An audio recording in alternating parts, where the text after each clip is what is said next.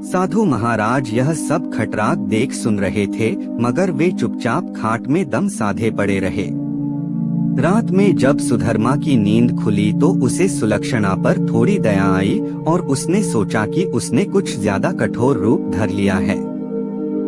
अब सुलक्षणा को खोल देना चाहिए। लेकिन मन ने कहा, अगर वह फिर से अपने प्रेमी से मिलने चली गई तो? अब इस सवाल का कोई जवाब नहीं था उसके पास। उसने सोचा कि इस बार यदि सुलक्षणा वचन दे दे कि वह अपने प्रेमी से मिलने नहीं जाएगी, तब वह उसे खोल सकता है। सुधर्मा ने जोर से आवाज लगाई, कलंकिनी, अगर मुझे तू यह आश्वासन दे दे कि तू उससे मिलने नहीं जाएगी तो मैं तेरे बंधन खोल दूंगा। लेकिन वहाँ पर तो सुलक्षणा नहीं अपितु सुशीला बंधी हुई थी। सुशीला ने सोचा कि यदि वह कुछ भी बोलेगी तो उसकी आवाज से सुधर्मा को पता चल जाएगा कि वह सुलक्षणा नहीं कोई और है, तो फिर सारा भांडा ही फूट जाएगा। इसलिए वह कुछ नहीं बोली और चुप रही। उसके इस तरह चुप रहने पर सुधर्मा को गुस्सा आ गया और उसने गुस्से में आकर कुल्हाड़ी फेंक कर दे मारी। कुल्हाड़ी सीधी सुशीला की नाक पर जाकर लगी और उसकी नाक कट गई। वह अंदर ही अंदर सारा दर्द सहन कर गई, मगर उसने एक भी कराह नहीं निकलने दी। कुल्हाड़ी फेंक कर मारने से सुधर्मा का गुस्सा थोड़ा ठंडा हो गया और वह सो गया। उधर सुलक्षणा आज जल्दी ही वापस आ गई और जल्दी जल्दी सुशीला के बंधन खोल डाले। तब सुशीला ने अपनी कटी हुई नाक दिखाई और सारा वाकया सुना डाला।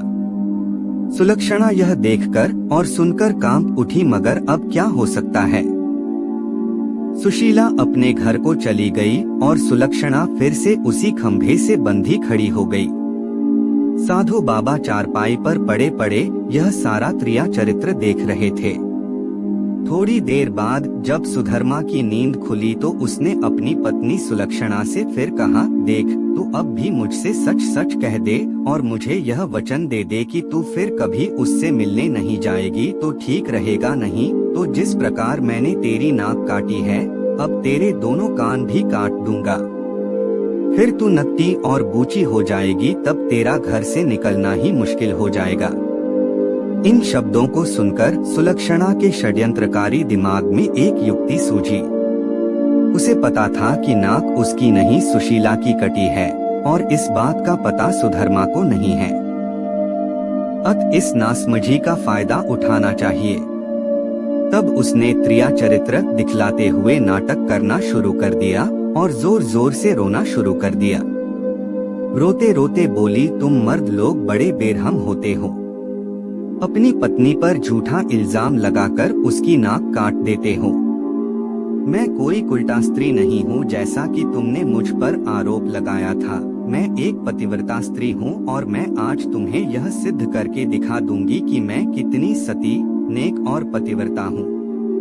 ऐसा कहकर उसने आसमान की ओर देखा और भगवान को संबोधित करते हुए बोली, हे प्रभु, हे माता गौरी, हे समस्त देवी देवताओं, हे दसों दिशाओं, आप सभी मेरी बात ध्यान से सुनो और मेरे साथ न्याय करो। मैं यदि तन मन और वचन से एक पतिव्रता और सती स्त्री हूँ तो मेरे पति ने मुझ पर बच्चलन होने का आरोप लगाकर जो मेरी नाक काटी है वह नाक फिर से जुड़ जाए और एक पतिव्रता स्त्री क्या होती है यह पूरे जग को पता चल जाए।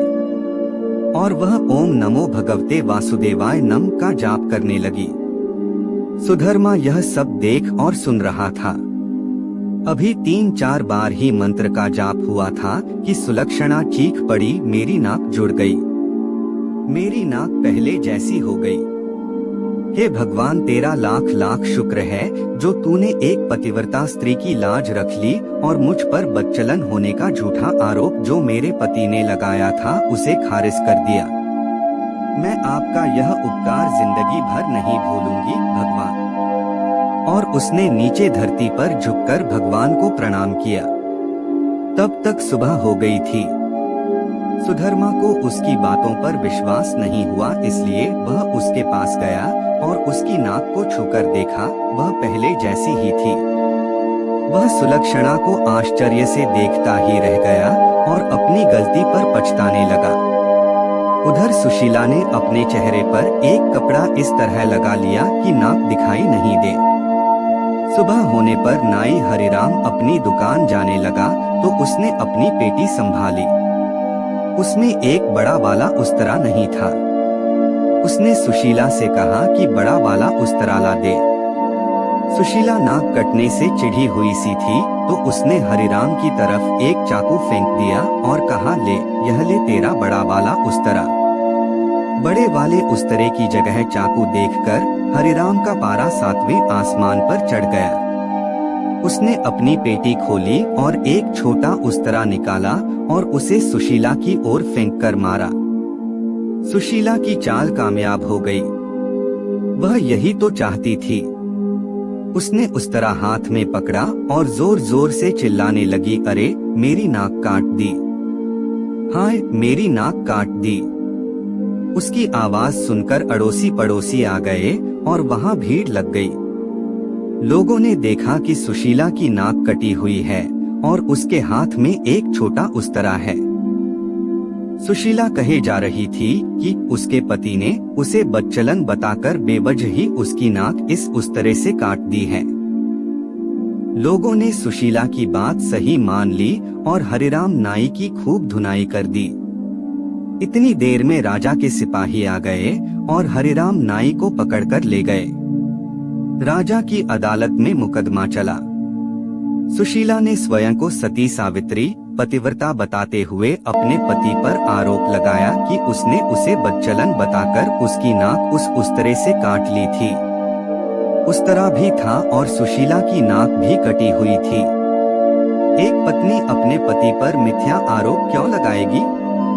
अतः राजा ने हरिराम नाई को दोषी मानते हुए उसे मृत्युदंड सुना दिया। इस मृत्युदंड की चर्चा पूरे राज्य में फैल गई।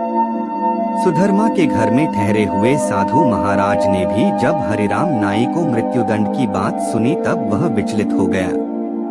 उसे दोनों स्त्रियों के क्रिया चरित्र का संपूर्ण ज्ञान था, जिसकी चपेट में एक निर्दोष व्यक्ति हरिराम नाई आ रहा था और अपनी जान से हाथ धो रहा था।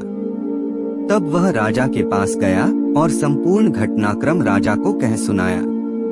राजा ने सुधर्मा और सुलक्षणा को दरबार में बुलवाया और कड़क कर सारी बातें सच सच बताने के लिए कहा।